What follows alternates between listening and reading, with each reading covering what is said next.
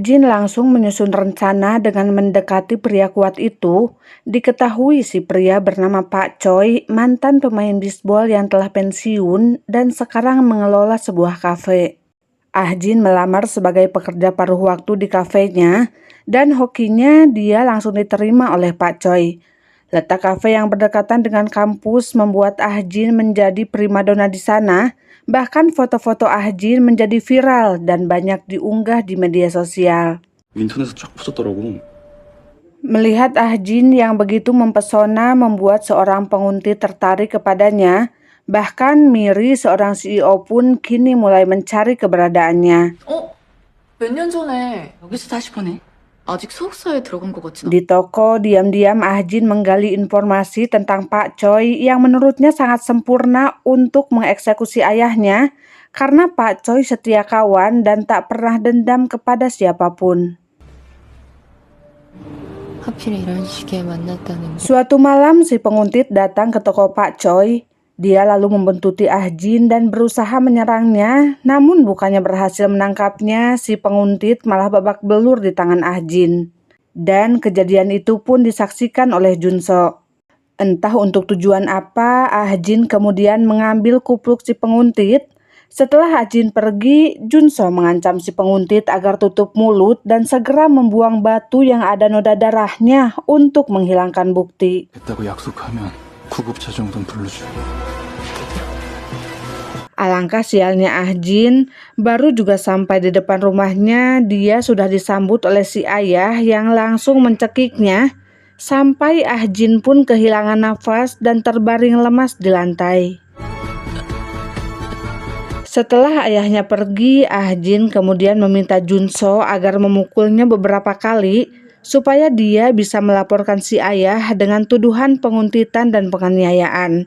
Tentu saja Junso menolak melakukannya karena dia tak mungkin bisa menyakiti Jin. 네가 싫다면 강요하지 않을게. 가끔 네가 무서울 때가 있어.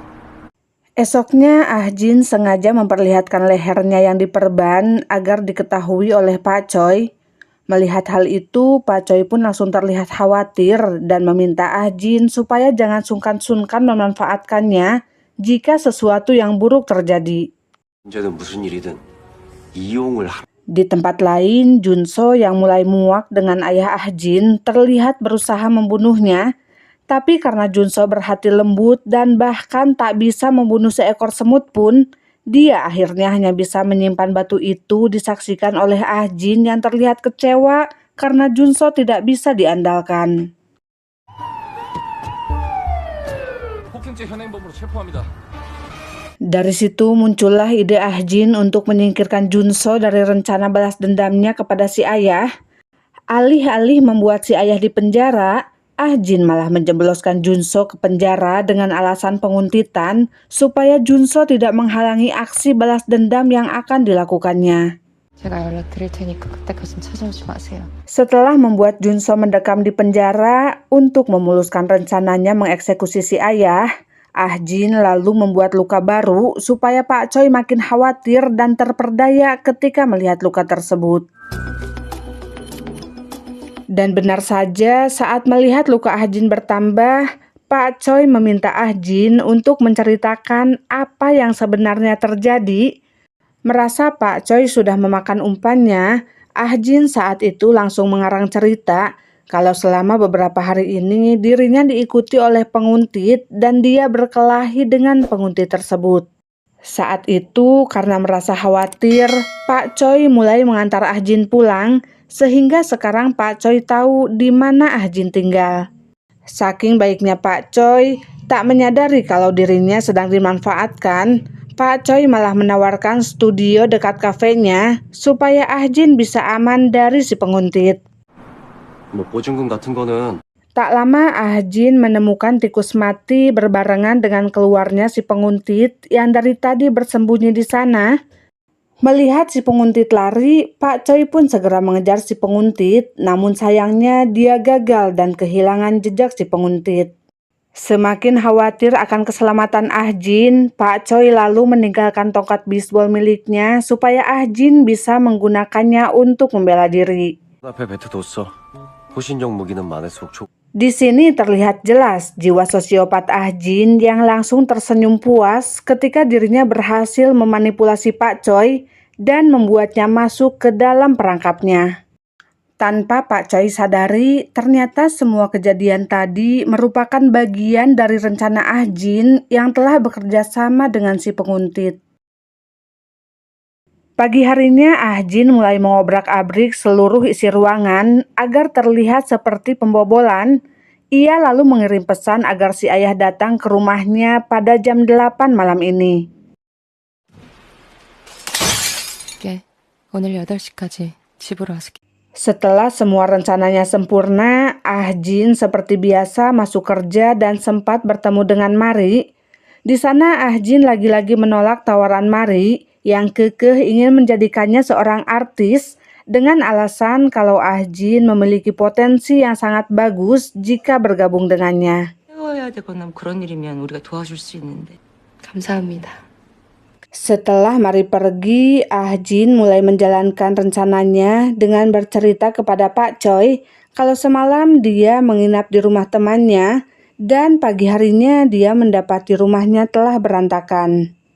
Mendengar hal itu, Pak Choi langsung meminta Ah Jin agar malam ini tidur di rumahnya saja, sementara dia akan menginap di rumah orang tuanya. 아니, 나야 뭐 그냥 본가 가서 자면 된다고. Supaya Pak Choi tidak curiga, Ah Jin berpura-pura setuju menginap di sana. Tapi dalam perjalanan, dia meminta Pak sopir putar arah dan segera mengirim pesan ke Pak Choi kalau dia akan mampir ke rumahnya dulu untuk mengambil beberapa barang. 사장님, 저 집에 들려서 짐. 그럼 기사님한테 집 앞에서 Sesampainya di rumah, Ah Jin mendapati ayahnya sudah berada di sana. Saat itu Ah Jin meminta si ayah memakai kupluk yang dibawanya supaya nanti Pak Choi mengira kalau ayahnya adalah si penguntit. 그럼 그 말 안고 돈 드릴 테니까. 모셨었으니까. 우리 아빠 멋있다. Kemudian Ah Jin memberikan tas yang dikira si ayah berisi uang. Alangkah murkanya si ayah ketika mengetahui kalau tas itu hanya berisi potongan koran. Lalu Ah Jin segera menghubungi Pak Choi sebelum akhirnya dia dipukuli oleh si ayah.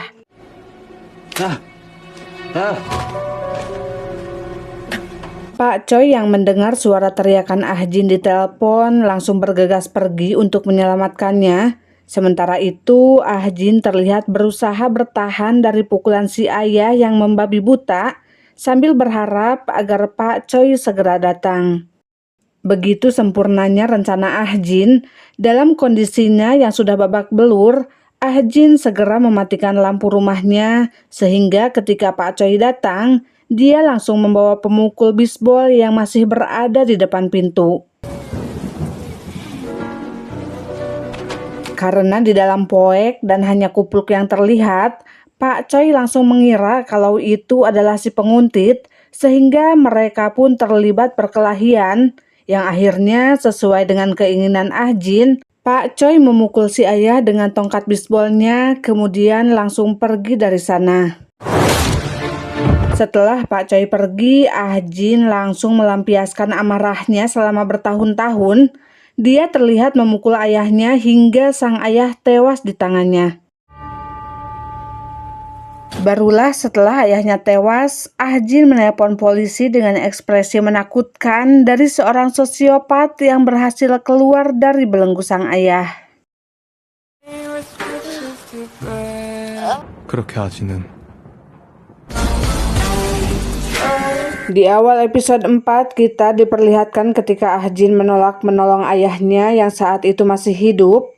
Ah Jin menyalahkan si ayah karena telah membuatnya menjadi seorang sosiopat dan merenggut masa kecilnya yang berharga, yang katanya hal itu hanya bisa ditebus dengan kematian si ayah. Karena dari awal Ah Jin akan mengkambing hitamkan Pak Choi sebagai pembunuh ayahnya, Ah Jin lalu membuang kupluk ke toilet dengan tujuan untuk menghilangkan bukti. Dan besoknya polisi langsung menangkap Pak Choi yang pasrah tanpa perlawanan. Ketika polisi menyelidiki kasus tersebut, Ah Jin bersaksi kalau Pak Choi telah menyerang ayahnya, Sementara Pak Choi terlihat kebingungan dan hanya bisa menerima tuduhan Ah Jin karena memang dialah yang melakukannya. 전 스토킹범인 줄 알았어요. Di kantor polisi, Pak Choi membeberkan kejadian semalam ke penyidik. Alasan kenapa dia mengayunkan tongkatnya adalah karena dirinya mengira si ayah yang memakai kupluk sebagai penguntit, sebab beberapa hari terakhir Ah Jin dikuntit pria yang memakai kupluk yang sama.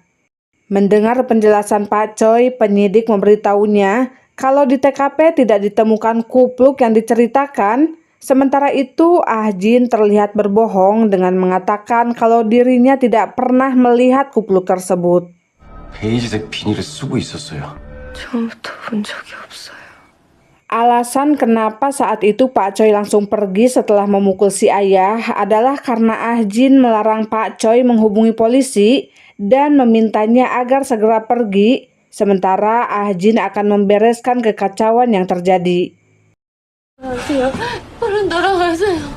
세상에 왜 또 돌아가? Bingung sekaligus merasa bersalah karena telah memukul ayah Ah Jin, seolah tersihir oleh kata-kata Ah Jin, Pak Choi akhirnya pergi dari sana dan sampai saat ini pun dia masih belum menyadari kalau dirinya telah diperdaya oleh Ah Jin.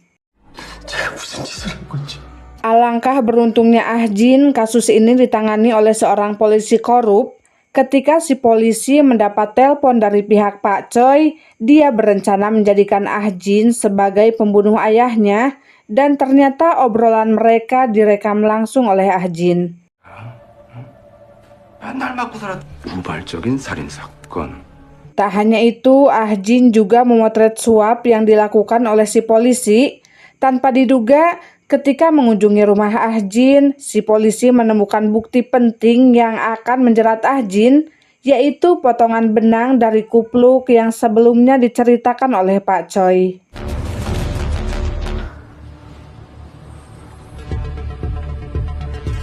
Ketika Ah Jin ditangkap, walau semua yang dikatakan si polisi benar adanya, Ah Jin terlihat santai dan mulai memutar otak. Dia lalu meminta seorang detektif untuk memeriksa ponselnya. 그 사진첩이랑 Dengan adanya bukti rekaman audio dan foto, Ah Jin hampir berhasil membuktikan kalau si polisi telah disuap. Beruntungnya, si polisi telah mengamankan uang suapnya, dan dengan kejadian barusan, kini dia semakin ingin memenjarakan Ah Jin. 아이 근데 갑자기 누가 찢은 거야? 날 물먹이려 그랬다.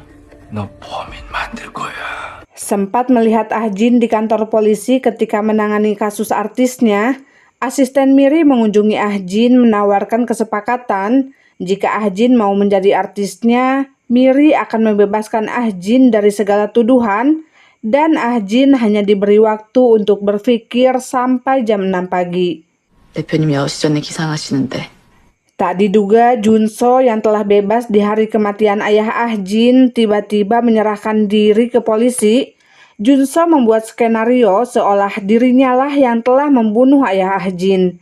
Padahal sebenarnya saat itu Junso juga ketakutan ketika melihat si ayah sudah tewas di tangan Ah Jin. Berkat Junso yang rela mengorbankan diri masuk bui menggantikannya, kini Ah Jin dibebaskan dari penjara. Setelah menyelidiki pernyataan Junso, polisi menemukan bukti bahwa Junso telah berbohong, tapi anehnya kasus itu tiba-tiba ditutup dengan Pak Choi sebagai tersangka utama. 자신이 죽인 걸로 대신 뒤집어 쓰려고 사건을 조작했잖아. 지금 덮여씌우지 마. 최종호에 의한 둔기 사례로 마무리돼서 Rupanya itu semua adalah ulah Miri yang memiliki koneksi di kepolisian. Dengan begitu mudahnya Miri menjebloskan si polisi korup dan menjadikan Pak Choi sebagai tersangka utama supaya Ah Jin bisa bergabung dengan agensinya. 사람은 누명을 벗는 것도 부모님께 진 빚을 어떻게 갚으면 되는지. Miri hanya mengajukan satu syarat kepada Ah Jin, yaitu agar Ah Jin menjauhi Junso. Karena menurutnya dia akan menjadi artis yang sangat terkenal, maka dari itu Ah Jin harus memutuskan hubungan dengan Junso supaya masa lalunya yang kelam tak akan terungkit lagi. Bahkan berkas kasus di kepolisian pun sudah diamankan oleh Miri. Sebelum pergi ke agensi, Ah Jin terlebih dahulu menemui Junso. Di sana Junso marah dengan keputusan Ah Jin yang tega menghabisi nyawa ayahnya sendiri. Dia bahkan mengutuk Ah Jin yang memanfaatkan Pak Choi demi untuk melakukan pembunuhan itu. 너 벌 받을 거야. 아마 매일이 오늘처럼 피곤한 삶을 살게 되겠지. Tak peduli dengan semua perkataan Junso, Ah Jin langsung memutuskan hubungan dengannya sesuai dengan apa yang diperintahkan oleh Mari. 다신 나 안 본다는 말이야. 가장 외롭고 어차피 난 태어나서 단 한 번도 Di akhir episode kita diperlihatkan begitu melejitnya karir Ah Jin yang langsung terkenal dan menjadi primadona di abad ini. 물로 가득한 나라를 보냈어. 시간을 지키고 있는 영화 나의